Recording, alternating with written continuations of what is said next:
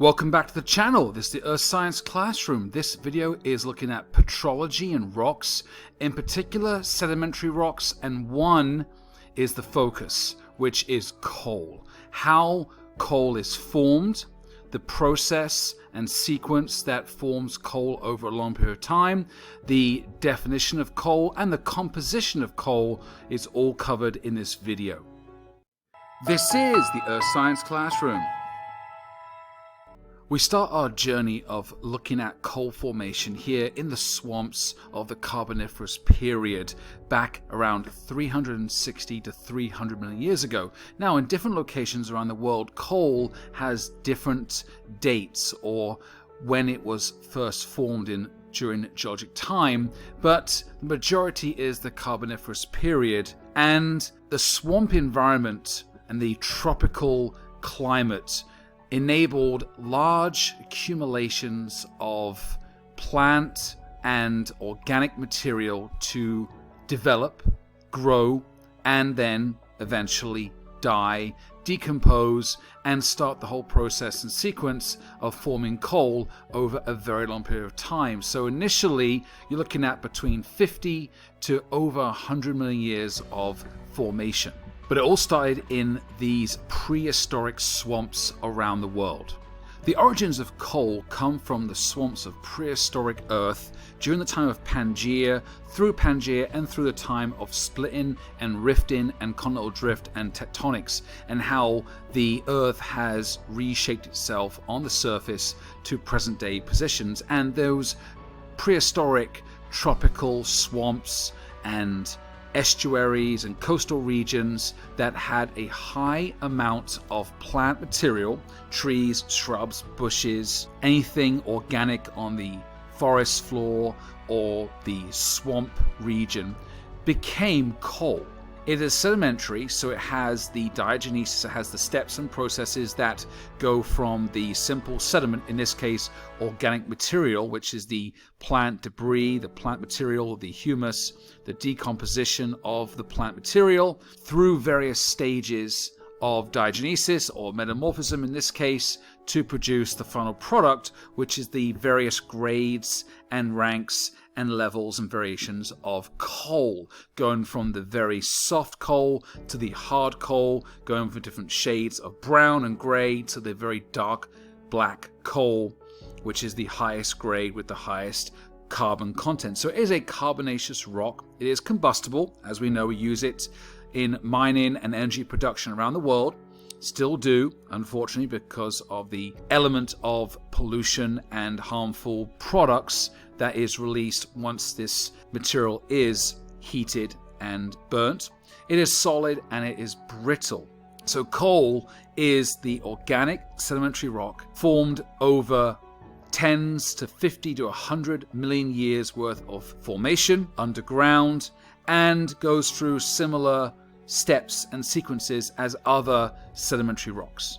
The coal formation sequence happens in two main phases. The first one is the biochemical phase. Now this includes the initial plant material that is organic, living, and exists on the surface in the swampy forests of prehistoric Earth, and the decomposition, the burial, the death of this plant material, and the accumulation on the surface through the soil, through the O and the A horizons, into the lower C and B horizons to produce and form humus, which is then acted upon by bacteria, by decomposers, and starts to form colloids, the very small microscopic organic material that is broken down from the plant material and brought down through leaching and percolation of water through the soil layers and into roots, but also accumulates. It accumulates over time to form a substance called peat. Now this peat is the first stage in forming coal and really accumulates and is involved with dehydration. So you're starting to get the burial and the increase in pressure, a little bit increase in heat as the layer of peat is accumulating from additional humus and plant material being added consistently.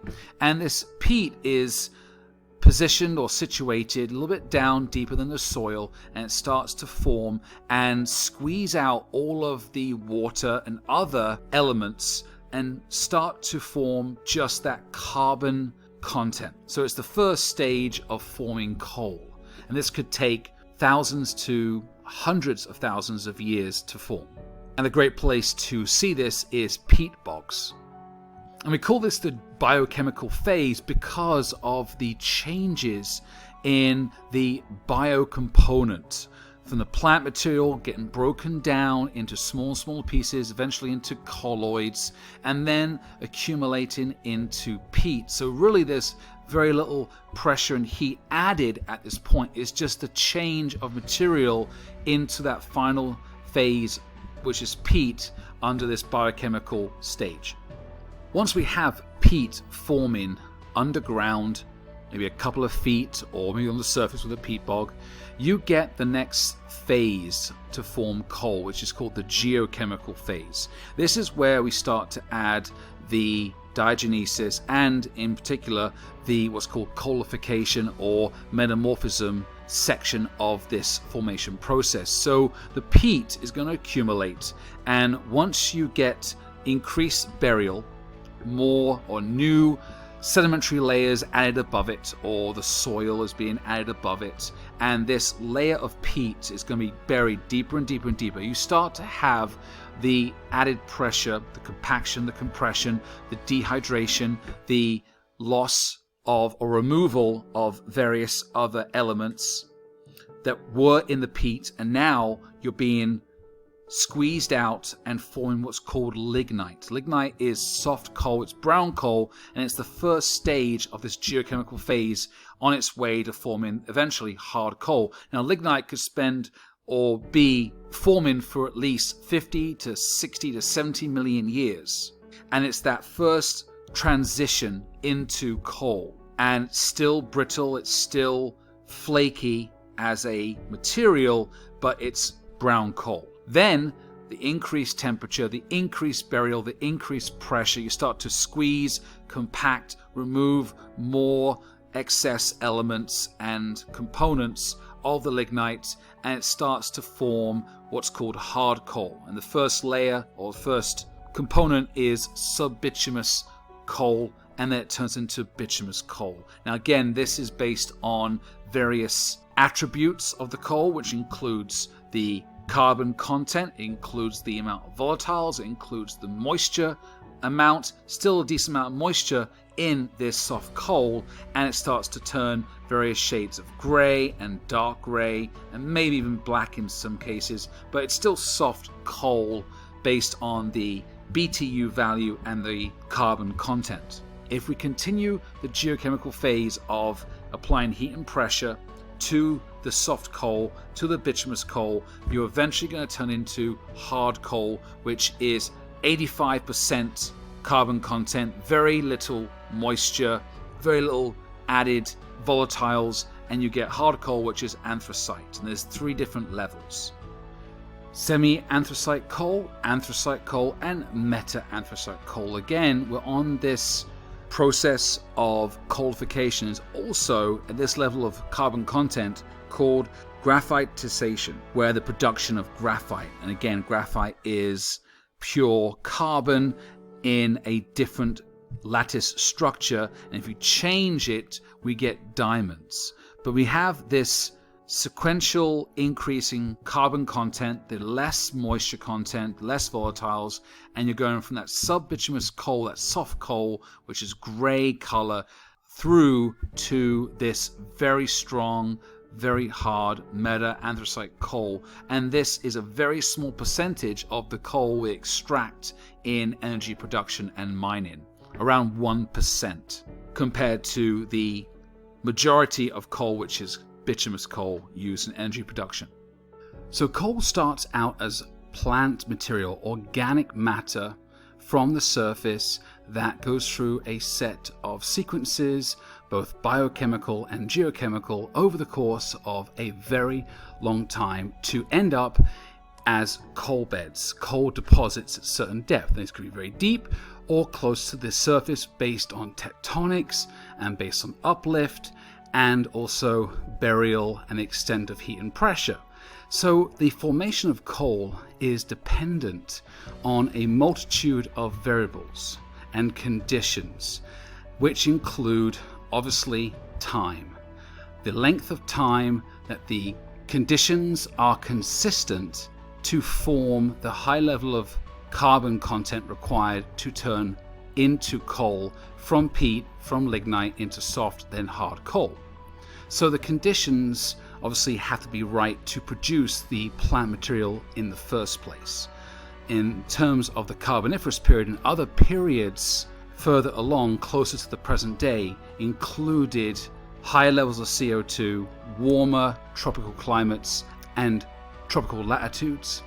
The accumulation of organic material would follow the climatic conditions, and then a set of metamorphic or metamorphism sequences, which includes diagenesis and other metamorphic types such as petrification, lignitification, bitumenization, pre-anthrazation, and finally graphitization. And all of these variables can be summed up in one umbrella term, which is called coalification. Therefore, if the conditions and variables are consistent over a long period of geologic time, in terms of at least 60 million years for lignite, 100 million years for soft and then hard coal, you're looking at the composition being plant debris and remains. This includes macerals or macerals, which are organic, and these include vitrinite, exonite, and inertinite. Now these are variations of organic remains. So vitrinite is the plant matter, it's the shiny part of the coal. Exonite is the waxy residue, which is the dull part in terms of the appearance on the exterior of the coal. And the last one, inertinite, is going to be the remaining organic remains and parts of the colloids that were broken down originally from the plant material by the decomposers and then leached down through percolation and accumulated in that initial peat material, and then that would be sustained and added to start the formation of coal deposits within the rock strata. So in conclusion, the process of making coal and what it's formed from and the composition is generally called coalification. Now this is a form of metamorphism and the form of creating this sedimentary rock, but it's basically a term given to the process of making coal itself, which is the gradual or progressive increase in carbon content of the material, indicating a degree of maturity in terms of length of time and formation, which links to the carbon content, the moisture level, the rank or grade of the coal itself, which includes the removal of water and carbon dioxide and other elements to dehydrate and basically shrink the material into its final coal material. Scientific research into the formation of coal is or has been very important for human society in terms of energy production, in terms of understanding how coal is formed, the composition of coal, and working backwards from this process to figure out during certain times of geologic history where were there a large extent of forests, swamps, or any kind of forested environment that would accumulate the amount of plant and organic material required to make large deposits of coal, because then we can look at the tectonic shifting and crustal movement over that time and figure out during the present day where that coal bed would be located from once it was deposited and formed, let's say 100 million years ago, and where we can dig and extract and mine that coal deposit, that coal bed,